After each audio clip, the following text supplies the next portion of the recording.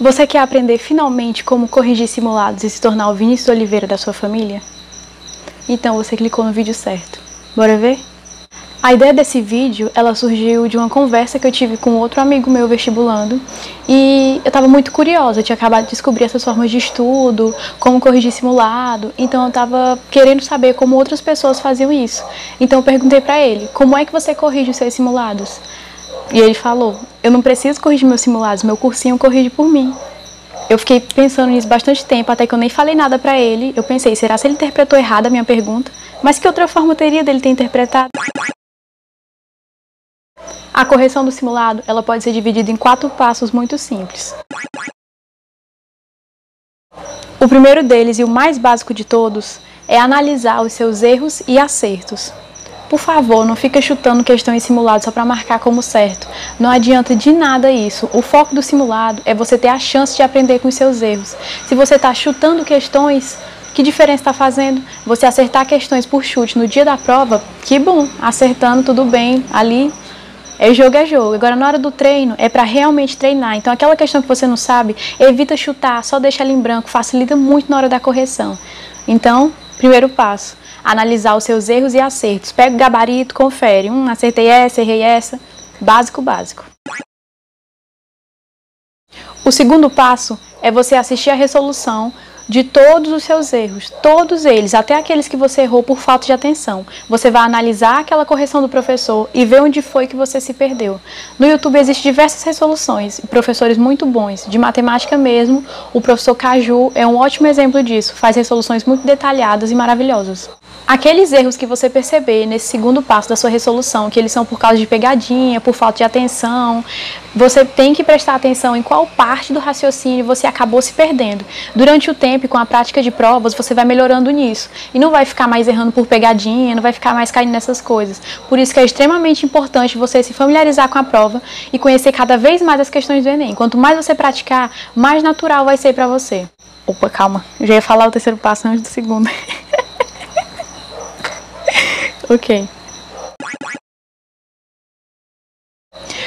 O terceiro passo, após você já ter anotado aquilo que você errou, aquilo que você acertou, visto a resolução de todos aqueles seus erros, é você anotar o assunto daquela questão que você errou. Parece algo muito simples, mas aqui onde muitas pessoas negligenciam.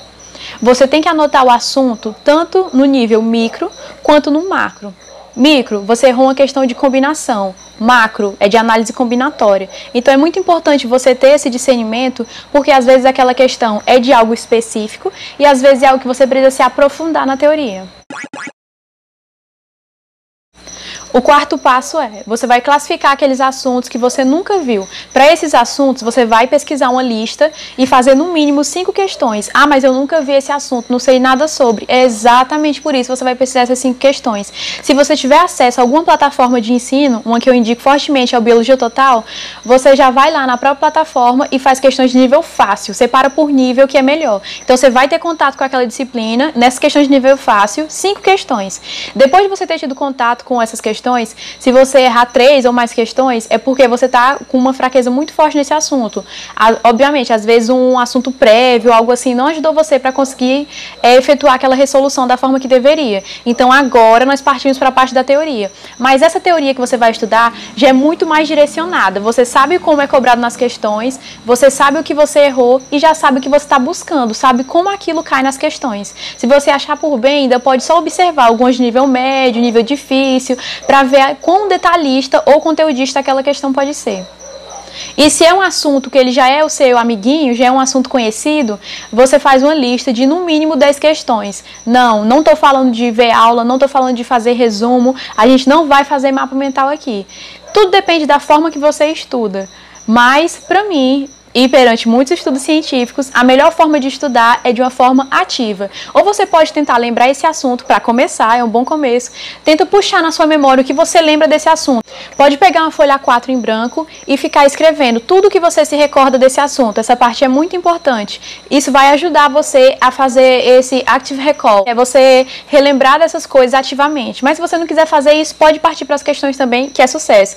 Se você acertar 7 dessas 10 questões, maravilha. pode passar para o próximo assunto. Essa fraqueza que você teve foi momentânea. Mas geralmente não é isso que acontece. Então você vai ver nessas questões que você está fraquejando, que você está errando, sejam 6, sejam 5, na maioria das vezes é um pouquinho mais. Então você vai corrigir, vai atrás das resoluções também e vê em que parte daquele conteúdo específico você precisa de ajuda. Se você está confundindo combinação com arranjo, no exemplo da análise combinatória, se você está tendo dificuldade em interpretar as questões, mas no sentido interpretar daquele conteúdo, do jeito que ele é abordado, aí nesse caso você faz mais questões, mas geralmente a melhor forma do seu estudo, o melhor direcionamento que você pode ter é errando questões e fazendo mais questões, e errando questões e fazendo mais questões. Esse, para mim, é o estudo perfeito. E agora, uma dica bônus. A primeira: essa forma de você estudar os erros dos simulados, ela é maravilhosa para a natureza e para a matemática. Mas no meu caso, e o estudo é algo muito pessoal, por isso que é loucura você pegar um cronograma que é dado em qualquer cursinho, seja ele presencial ou seja online, você tem que saber o que você precisa, o que são as suas dificuldades, o que é para você. Então, nesse caso, para humanas, para mim, não funcionava dessa forma. Eu podia fazer 30 questões daquele assunto que passava uma semana e eu já tinha esquecido. Então, para humanas, como funcionou? Eu fazia da mesma forma o simulado, anotava, fazia toda essa correção, seguia todos esses passos, mas na hora do quarto passo, ao invés de eu fazer uma lista de questões sobre o assunto que eu errei, eu vi uma videoaula. Às vezes 2, 3, até 5, 8, do mesmo assunto, só que pela visão de diferentes professores. Eu acho que isso ajuda demais, engrandece demais o seu conteúdo. E eu via numa visão micro, diferente do que eu faço geralmente para matemática e natureza, humanas eu via numa visão micro. Por exemplo, se eu errei uma questão de Guerra das Garrafadas, eu vou estudar esse contexto, vou estudar a Guerra das Garrafadas, mas sem ver Brasil e Império inteiro. Eu ia ver esse micro. Conforme eu ia errando nas provas, geralmente os conteúdos iam se repetindo, porque são conteúdos mais recorrentes e porque humanas e linguagens é mais interpretativo. Então, conforme eu ia vendo esses micros, no final eu montava o meu próprio macro.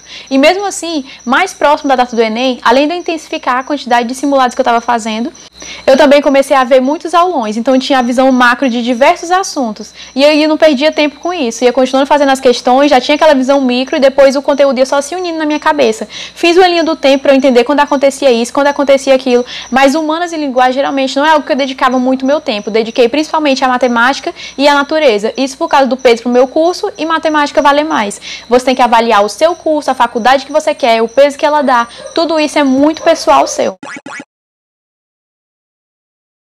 E a próxima dica bônus é aquela assim que para quem ficou até agora tá ganhando demais, é um presentaço.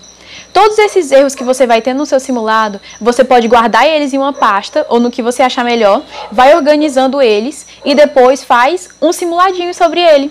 Pra que melhor do que isso? Ah, eu errei essa questão aqui de probabilidade, eu errei essa outra questão aqui de estatística. Você vai fazendo uma listazinha. Quando você achar que tem uma quantidade boa, não sei, o simuladinho que você quer fazer, de 10, 20 questões, ou se quiser fazer realmente outra prova, deixar juntar os 45 erros, eu prefiro fazer menores. Mas faz esse simuladinho só com seus erros. Aí você pode pensar, mas eu já fiz essa questão antes, algumas eu vou até lembrar a resposta, da raiva que eu fiquei de ter errado essa questão. Pode acontecer, mas você não tem que se importar com o gabarito da questão. Eu geralmente esqueço. Mas o importante não é o gabarito da questão. O que você tem que se atentar aqui é a forma de resolver, é o modus operandi. Você resolveu uma daquelas questões de combinação que envolvem duplas, que tem duas pessoas canhotas e que elas não podem ficar juntas na mesma dupla. Então, se cair outra questão dessa de dupla, com restrição também, você sabe fazer? Você aprendeu essa forma de aplicar? Esse modus operandi está funcionando bem na sua cabeça?